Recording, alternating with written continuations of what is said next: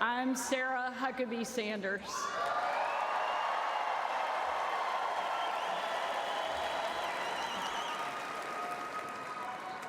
And before I get started, I want to say I have always been proud to stand with President Trump, but never have I been more proud than to stand with him right now, tonight.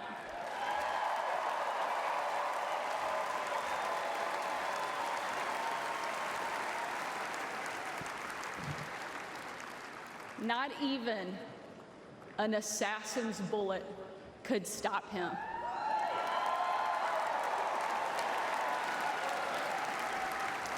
God Almighty intervened because America is one nation under God, and He is certainly not finished with President Trump.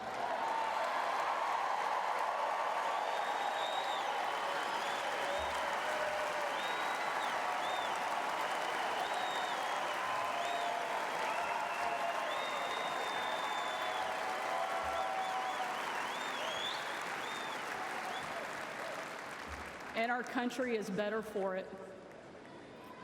I am here tonight as America's youngest governor, the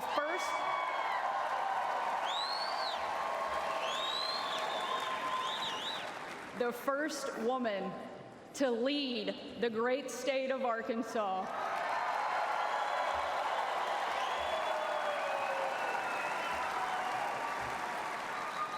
And most importantly, a mom to 3 amazing kids, Scarlett, Huck, George.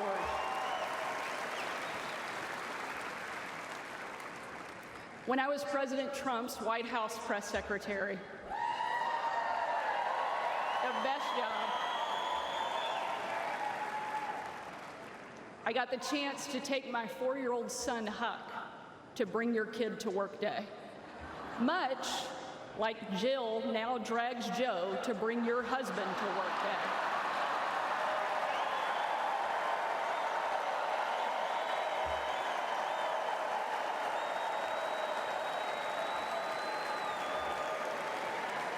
And while I was briefing the president on the upcoming event in the Oval Office, all of the kids who were attending that day gathered in the Rose Garden, getting ready to meet him. And we were walking out onto that beautiful, perfect colonnade. And I saw out of the corner of my eye that my son Huck was running full speed directly at the President of the United States. Being the gracious person he is, President Trump bent down to give him a big hug. And right in front of everyone, Huck sidestepped the president, completely ignoring him in front of everyone, and ran straight into my arms.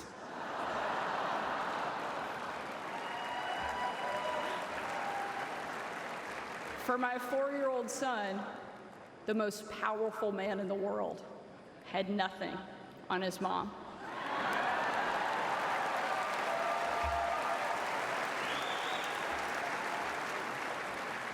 But because he's the amazing man he is, President Trump didn't mind at all. After all, he's a dad to 5 unbelievable kids and a grandfather to 10.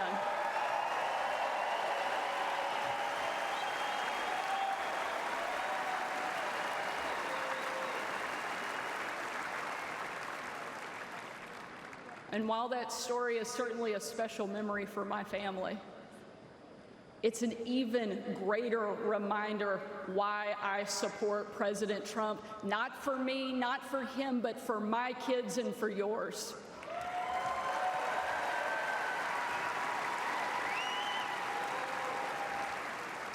Under President Trump, America was safer. The world was safer, and it felt like the next generation would have a chance at the American dream. President Trump did the job that Kamala won't and Joe Biden simply can't.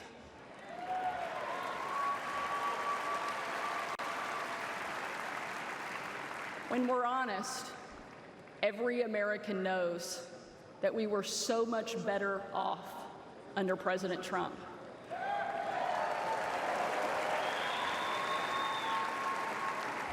So tonight, I don't want to just speak about President Trump's successful policies. While there are many, I want to talk about the man that I know. When the president hired me, I was the first mom and only the third woman to ever serve as the White House press secretary.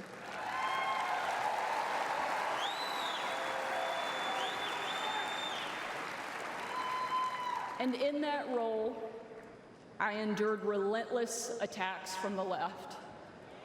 I was insulted as a guest at the White House Correspondents' Dinner. My family was denied service and kicked out of a restaurant.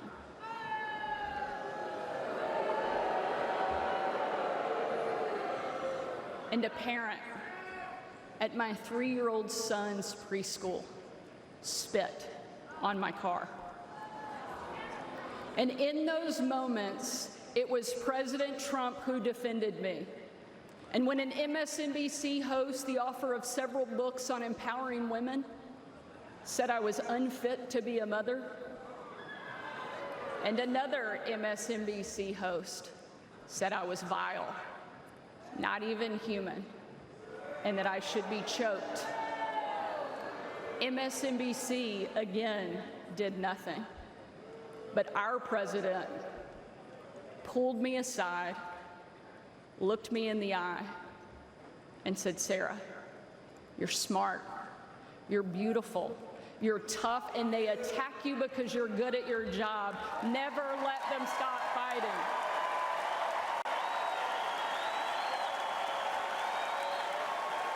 Thank you, Mr. President.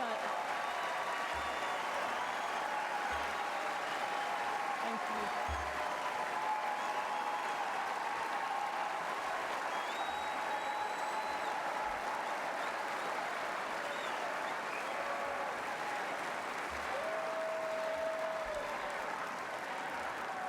That's the Donald Trump that I know, and that's the Donald J. Trump I will always respect.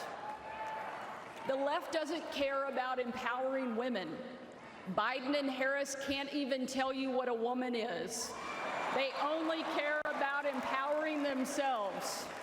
But we have a president who believes in empowering every American and that our country is worth fighting for.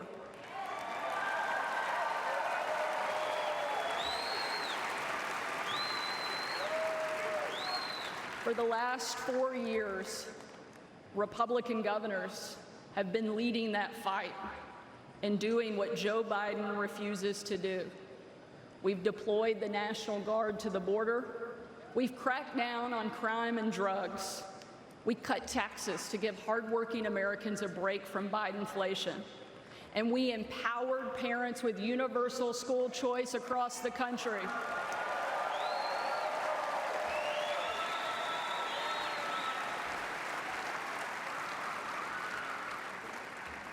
Donald Trump was the very first president in my lifetime to take a hard line against China, and I'm proud to be the first and only governor in the country to kick communist China off our farmland and out of my state.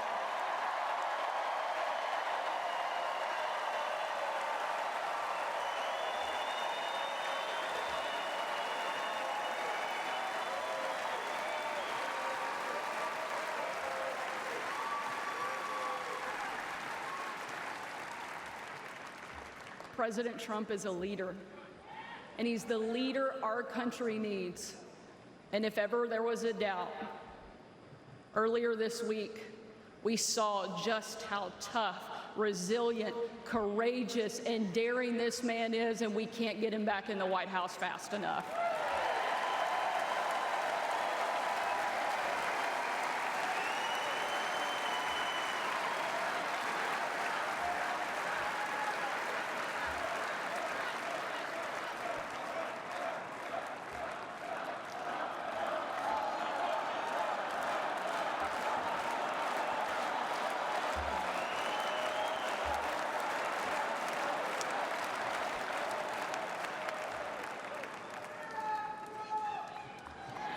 Ladies and gentlemen, we are not called to stand still in the face of great danger. You and I were put on this earth at a moment in time to charge boldly ahead. We cannot know what the future holds, but we know damn sure who holds the future in his hands.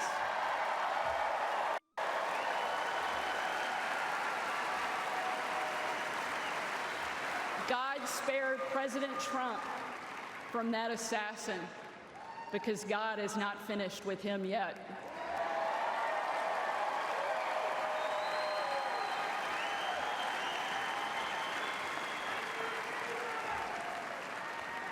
And he most certainly is not finished with America yet either.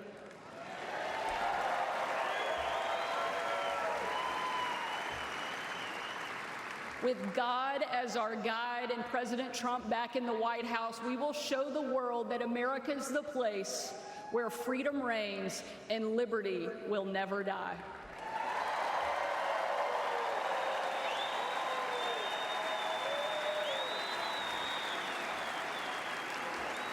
Ladies and gentlemen,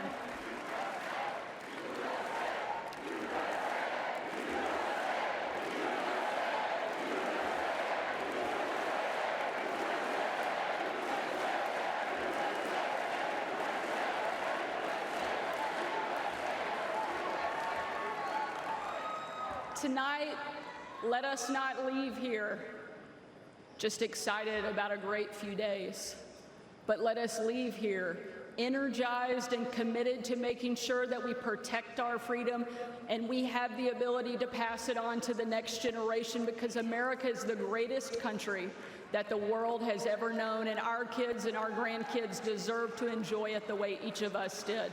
And we will with President Trump back in the White House. Thank you so much. God bless the great state of Arkansas and the amazing United States of America. Thank you very much.